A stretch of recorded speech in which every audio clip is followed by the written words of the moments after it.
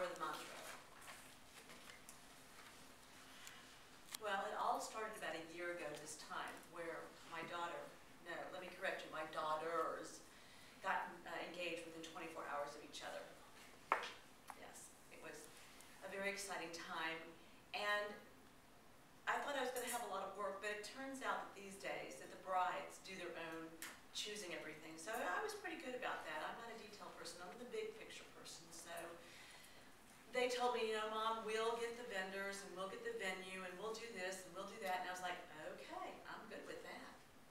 So they did. They were very good about picking their vendors.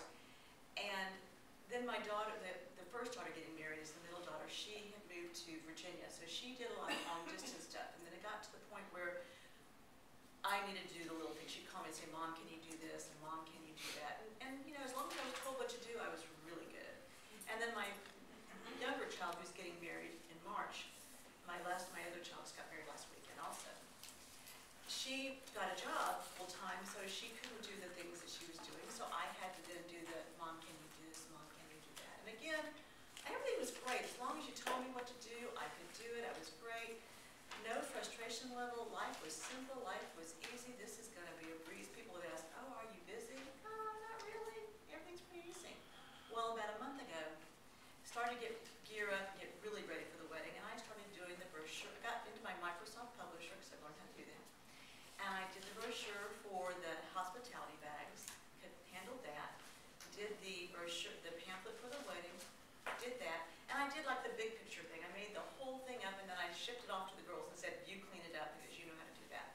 Got them back, they were gorgeous. Everything's good. And then I had to do the merging the Excel list to the labels. That's where I hit a wall. 2.5 hours of working on this thing.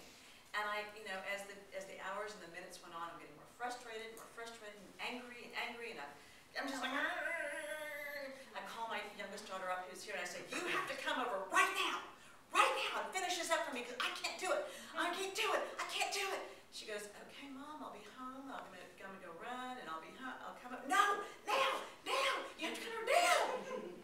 Mom, I'll be there when I can. Fine, I'll find someone else to help me. Click. I get a telephone call. I see it's my daughter. Into voicemail. I'm not talking to her. Then I get a text. Mom, you are being such a child. If you stop being such a child, I will help you. That really made me mad. Dismiss. Because she was right. I was being such a child.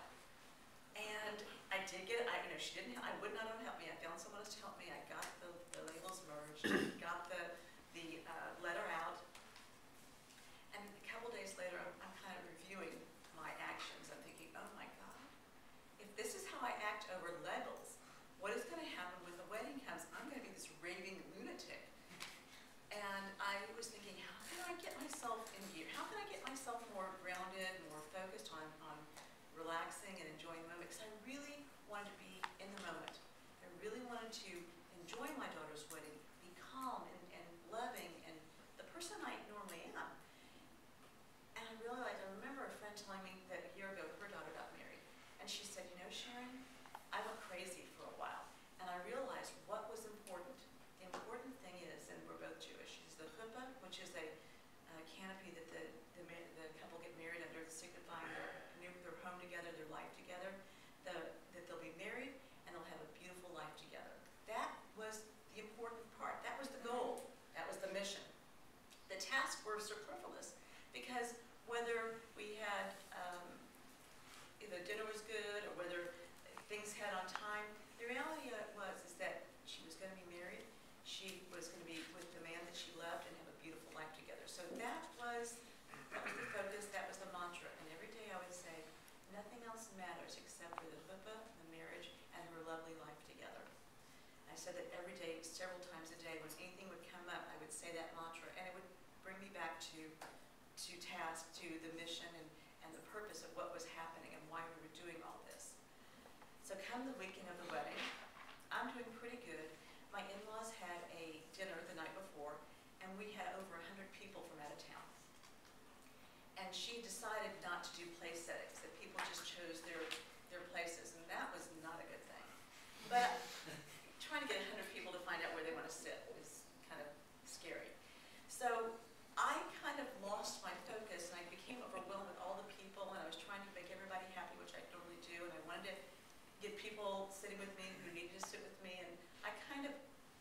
somebody off the table, my daughter's best friend, and then my husband and my daughter got really angry. And so, that anger came back on me, and that I lost it, and I went to my husband, you be quiet and listen to me right now. And if anybody knows my husband, you don't talk to him that way. And he says to me, you want to hear nasty? You want to talk nasty? You want somebody to be nasty to you? And I go, oh, this is not good. Okay. And I went, I'm sorry. And I, kind of got everybody happy. I go, I'm going to go to the restroom. I got to go to the bathroom. I'm leaving. So I walked out and went to the bathroom, and I stopped and got a glass of wine and sat myself down and thought, okay, Sharon, what's the goal here? What is important? The chuppah, the marriage, they'll be happy ever after. And it doesn't matter where anybody sits, and it doesn't matter what anybody's doing. It's about that. Let it go. So my husband comes out looking for me, and he says, where have you been? I go, I put myself in timeout, and I'm not ready to come out here. And he looks at me like, okay. I go, you go on. I'll let myself in time. I'm not quite done being in timeout. I'll be out in a minute. So he went on. I came back in, and the whole night went beautiful. I was calm no matter what. I even made a couple jokes. I was having a great time. So the next morning is the day of the wedding. And I had to go down to the plaza. We had people staying on the plaza. And I ran down and got bagels for the hospitality group. And I came home, walk in the door, and the bride says, you want to hear the worst news, the bad news, or the good news? And I go, let's start with the worst. Can't get any worse than that. Let's work from there. She goes, my hairdresser's assistant fell down the stairs and hurt herself very badly. I go, is she going to be okay? Yeah. Okay, well, that's good. She says, but the point is that my hairdresser has scheduled 2 more weddings before us, and she's not going to be there on time to fix my hair, and my hair's not going to be pretty, and I can't believe she did that to me. And I go, wait, slow down, look at me. What's important here? The chuppah, marriage, you're going to have a beautiful life together. Does it really matter if your hair's not perfect? No. And you think they're not going to start the wedding without you? No. I go, we're good, aren't we? They'll wait. If you're ready, if you're 5 to 15, even 30 minutes late, they're waiting for you. You're the bride. Okay. So she told me, the other ones were like, no big deal. So after that, everybody was calm. Things went wrong. Things didn't work out exactly the way they were. The cake was the ugliest cake in the whole wide world, but that's another story. But, it didn't matter. It didn't matter. In fact, the hairdresser got there on time. Her hair was gorgeous. We all were beautiful. And I have to tell you that there was this quiet peace and calm that came over the whole place, that she was just radiant the whole night. I enjoyed every moment of my daughter's wedding. I can go back and tell you moment by moment what happened.